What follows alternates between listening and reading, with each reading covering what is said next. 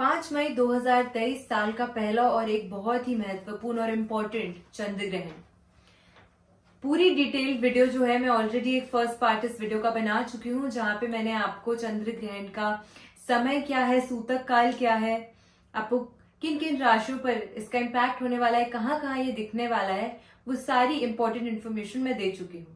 और उस वीडियो में मैंने आपसे प्रॉमिस किया था कि एक सेकंड पार्ट के साथ मैं आऊंगी इस वीडियो के, जहां मैं आपको बताऊंगी कि क्या सावधानियां आपको रखनी है, क्योंकि चाहे ये एक उपछाया चंद्र ग्रहण है कि ये सिर्फ धरती को स्पर्श करेगा, यहाँ पे पूरा विजिबल नहीं होगा, लेकिन उसका इम्पैक्ट नहीं होगा ऐसा नहीं है। किन किन लोगों पे इम्पैक्ट होगा, उनको क्या क्या सावधानियां रखनी है ताकि इसका जो इम्पैक्ट है वो उनके ऊपर थोड़ा कम असर दे, ताकि वो अपनी जो आम जिंदगी है उसमें एक अच्छा बैलेंस मेंटेन करके रख सके। क्योंकि सिर्फ 4 घंटे का ये चंद्र ग्रहण का जो असर है वो 4 घंटे तक नहीं, आने वाले कम से कम 7 से 10 दिन तक आपको देखने को मिलेगा। तो इन 7 से 10 दिनों में, ताकि आपकी लाइफ में ज्यादा उथल पुथल ना मचे, इसके लिए आपको क्या सावधानियां बरतनी है, आज की इस वीडियो में हम उसी की बात करने वाले हैं। हेलो एवरीवन, मैं हूं सावी सिंह, एक astrologer, numerologer and vastu consultant, and you are watching astro Vastu Saavi. अगर आपने मेरे चैनल को अभी तक सब्सक्राइब नहीं किया है तो जरूर कर दीजिए, और अगर आपको आज की वीडियो यूजफुल लगे तो वीडियो के एंड में जरूर शेयर करिएगा अपने कमेंट्स में कि आपको वीडियो कैसी लगी, और अपने फ्रेंड्स एंड फैमिली के साथ भी इस वीडियो को आगे तक शेयर जरूर करिएगा। शुरू करते हैं और जानते हैं कि इस वीडियो में हम जो बात करने वाले हैं चंद्र ग्रहण की सावधानियां, वो क्या होने वाली है, कैसे आपको बेनिफिट देने वाली है। सबसे पहले मैंने अपनी प्रीवियस वीडियो में भी बताया था आपको कि क्यों हमें इस चंद्र ग्रहण से ज्यादा बचने की जरूरत है, क्योंकि 15 दिन के गैप में जब 2 ग्रहण पड़ते हैं, अभी 20 अप्रैल 2023 को था साल का सबसे पहला सूर्य ग्रहण, और अब 5 मई 2023 को पड़ रहा है चंद्र ग्रहण। तो 15 दिन से कम के गैप में ये चंद्र ग्रहण और सूर्य ग्रहण साथ में पड़ रहे हैं, इसीलिए काफी इम्पैक्टफुल होने वाला है ये ग्रहण। इसीलिए सावधानियां बरतना बेहद जरूरी होने वाला है। किन किन को सावधानियां बरतनी है, किन किन राशियों पे ये इम्पैक्ट करता है, वो सब भी मैं उस वीडियो में बता चुकी हूँ। अब हम जानते हैं कि जो प्रेग्नेंट लेडीज होती हैं उन पे खास करके ग्रहण का असर रहता है, इसीलिए उन लोगों को इस दौरान तो स्पेशली घर से बिल्कुल भी बाहर नहीं निकलना चाहिए। दूसरी बात, क्योंकि ये चंद्र ग्रहण है और जो चंद्रमा होते हैं वो बच्चों के, बुजुर्गों के, फीमेल्स के कारक होते हैं, इसीलिए छोटे बच्चों को या फिर किसी भी उम्र के नौजवान बच्चों को भी ज्यादा रात तक चंद्र ग्रहण के दिन बाहर नहीं रहना चाहिए। ग्रहण के समय में जो नेगेटिव एनर्जीज होती हैं वो एक पीक पे होती हैं, और उनके घेरे में आना कोई भी व्यक्ति पसंद नहीं करता, क्योंकि वो आपकी लाइफ को बहुत ही ज्यादा नेगेटिवली इम्पैक्ट करती है for a very long time. इसीलिए जरूरी है कि आप अपने घर में रहें, अपने आसपास एक हेल्दी वातावरण बना के रहें, और घर से बेवजह बाहर ना निकले। स्पेशली 8:44 फ्राइडे को, जब ये चंद्र ग्रहण शुरू हो रहा है, रात के मिडनाइट के 1:02 तक, ये 4 घंटे का तो आपको स्पेसिफिकली ध्यान रखना है कि इस 4 घंटे में चंद्रमा की रोशनी में आप लोग ना जाएं। स्पेशली जो बुजुर्ग लोग हैं, जो छोटे बच्चे हैं घर के, या नौजवान बच्चे हैं, या प्रेग्नेंट लेडीज जो हैं, उनको बिल्कुल भी इस समय घर से बाहर नहीं निकलना चाहिए। क्योंकि हम सब जानते हैं कि ये जो चंद्रमा की जो ग्रहण की किरणें होती हैं, इनकी जो ऊर्जा होती है वो बहुत ही नेगेटिव होती है और बहुत ही ज्यादा नेगेटिव एनर्जी कैरी करती है। चंद्रमा हमारे मन और माइंड के भी कारक हैं, इसीलिए मन में उथल पुथल, एंजाइटी, डिप्रेशन इस दौरान काफी बच्चे फेस करते हैं। इसलिए सभी पेरेंट्स को भी मैं ये सलाह दूंगी और उन्हें एडवाइस करूंगी कि अपने बच्चों का खास करके ध्यान रखें। अगर वो थोड़ा लो फील कर रहे हैं तो उनके आसपास एक खुशी का माहौल बनाने की कोशिश करें, जिससे वो एंग्शियस या डिप्रेस फील ना करें।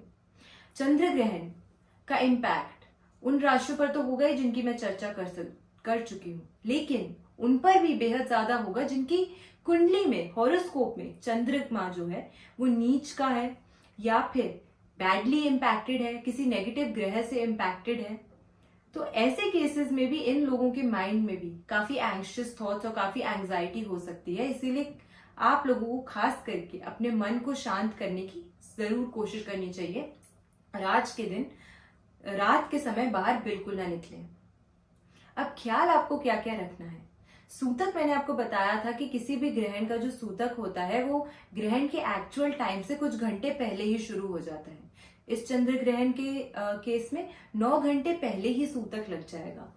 इसीलिए ज्यादा इम्पोर्टेंट ये होता है कि इस दौरान आप मंदिर के जो द्वार हैं उनको बंद कर दें।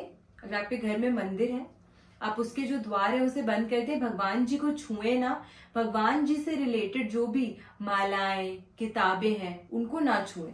अगर इस टाइम एडवाइस दिया जाता है हर किसी को कि आपको भगवान का जाप करना चाहिए, लेकिन जाप करने के लिए माला का प्रयोग ना करें।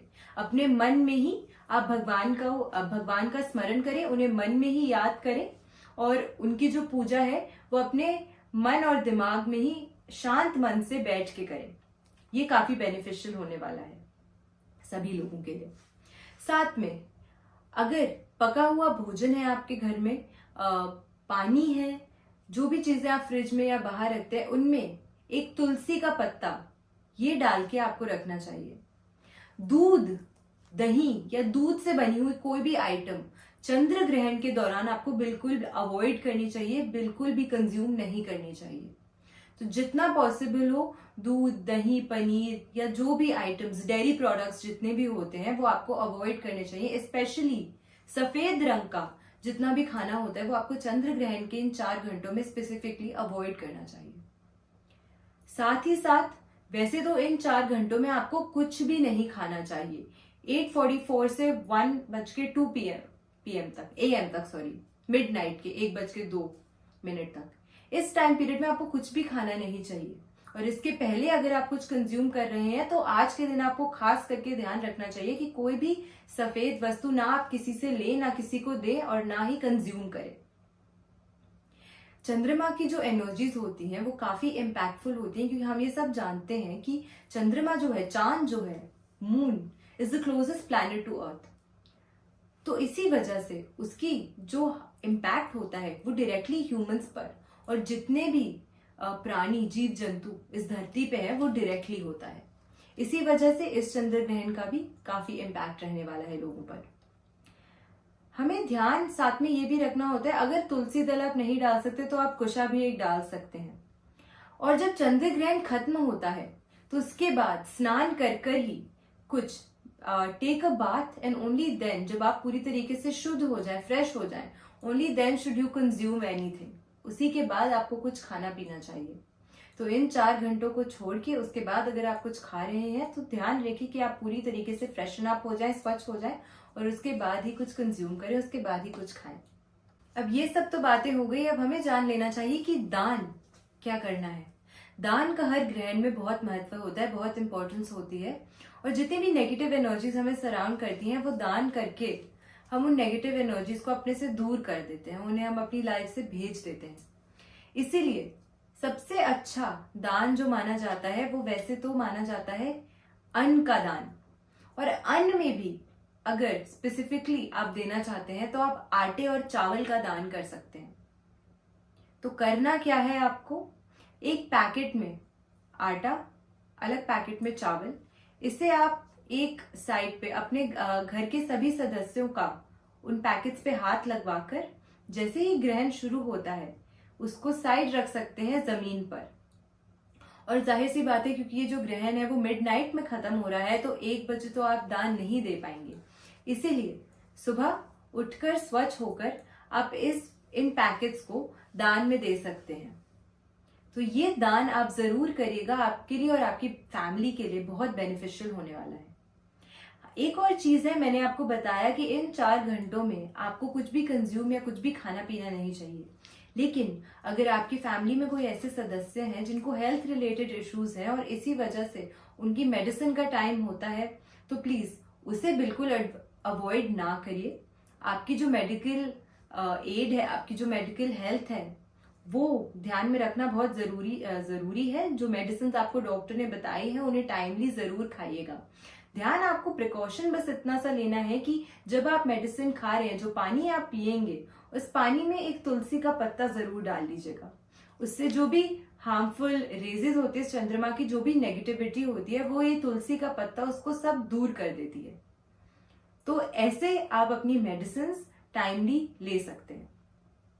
लास्ट में अगर प्रेग्नेंट लेडीज हैं घर में और उनको भी अगर कुछ मेडिकल मेडिसिन लेनी पड़ती हैं या कुछ खाना पीना पड़ता है, तो ध्यान आपको भी यही रखना है कि उसमें तुलसी का पत्ता जरूर ऐड कर लें।